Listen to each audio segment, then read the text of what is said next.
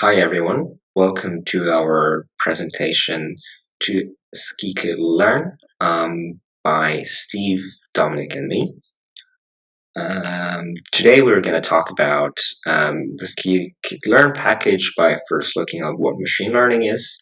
Then we will quickly set up the stage in Colab, load some data, split the data, train an algorithm, and test the algorithm. Finally, you get some further resources you can have a look at. So yeah, what is machine learning? Here is a very quick overview because you will need to know what machine learning is to understand how the package works. In a nutshell, machine learning has two main phases: the training phase, where you train an algorithm, the testing phase, where you test the performance of your algorithm on a set of data.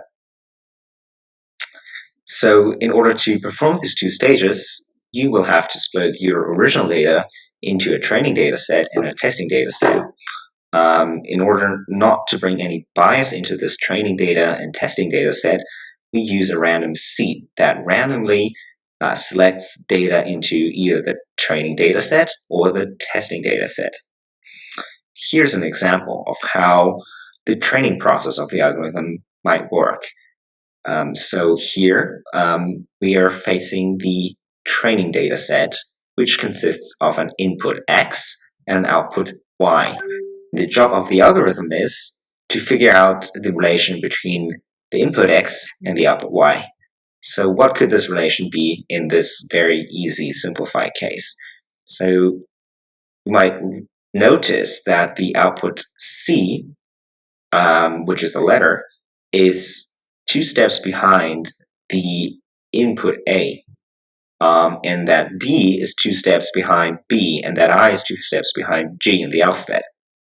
So the algorithm might figure out that the way to connect the input and the output is to look at the letter that is 2 steps behind the input.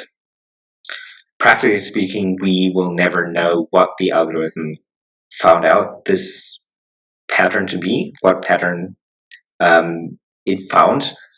But this was just an easy example to show what the algorithm might come up with. And then in the second stage, the testing stage, we then use the testing data and its input X, and then run the algorithm on it to make predictions about our output Y. And these predicted Ys will then be compared to the real values Y over here. And by comparing whether the predictions equal the real values, we can create an accuracy score, which calculates how often the predictions were accurate in that sense, were the same as the real values. So this was a very short overview of what machine learning does. Now we will turn to our Colab example, where we'll be looking at some detection of handwritten numbers. So let's get started. Firstly, we have to set up our Colab notebook in Python. We will be importing some packages, including most importantly the SkLearn package here and the NumPy package for number operations. We also loaded SYS and the OS package for some background stuff that's going on for this to work in this particular example. It won't necessarily be needed for SkLearn in all cases. And then we also set a random seed to 42. So what is that? You remember from the slides that we randomly allocate data into the training and the test data set. And what this random seed does is that it fixes the randomness to a certain randomness, so that when you run this notebook on your laptop or computer, that the same testing and training set is created. Otherwise, you might not be able to fully replicate what we're doing here. So now that we've imported all the packages, it's time to load the data set and split it. Conveniently, SkLearn has a few built-in data sets that are very easy to access the fetch OpenML package. And here we are interested in the MNIST dataset, which is the handwritten numbers dataset, which we can import into our machine through the fetch OpenML command, which we do here. And I forgot to run this. And so this is what I'm doing here. I'm importing the data. And while this is happening, which takes a while, I'll give you a short overview of what this data consists of. So this is a snapshot of the handwritten digits data set in MNIST that you will find. And practically speaking, what the input and output data looks like is like this.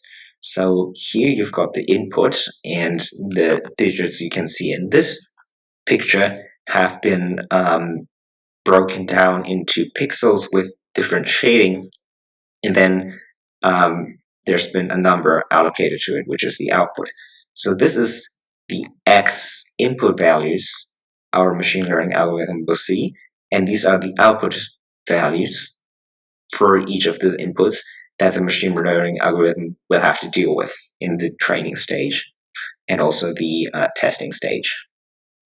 And so in the meanwhile, the dataset has been loaded, and it is time to split our data set into a training and a test set. And you can see here that we are splitting the MNIST data into X-train, so training input data,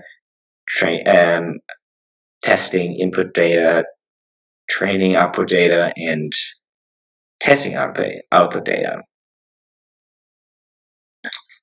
Once this is done, we can pick a classifier to train our machine learning algorithm. And so in this particular case, we picked a neural network classifier called the MLP classifier. And this is actually a pretty complicated classifier.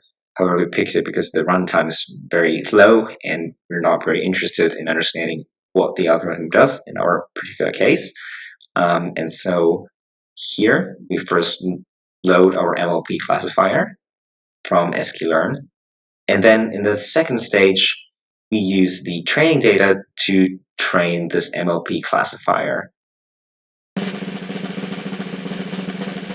All right, we are back. Finally, our classifier has been trained. It took quite a while. And so here you see that it has been trained. And now it's time to predict the output using the the testing input. And now is the moment of moments. We will see how well the predicted values perform against the real values by calculating the accuracy score. And we see an accuracy score of 96.25%, which is actually amazingly high. Yeah, so that was our very quick tutorial on SkLearn. Here are some further resources that you might find informative, including a tutorial, a user guide, a bit more on machine learning, in case our introduction was a bit too short for you, and a bit more on the handwritten digits dataset if you're really into handwritten digits. Thanks for listening, and we're SkLearn experts now.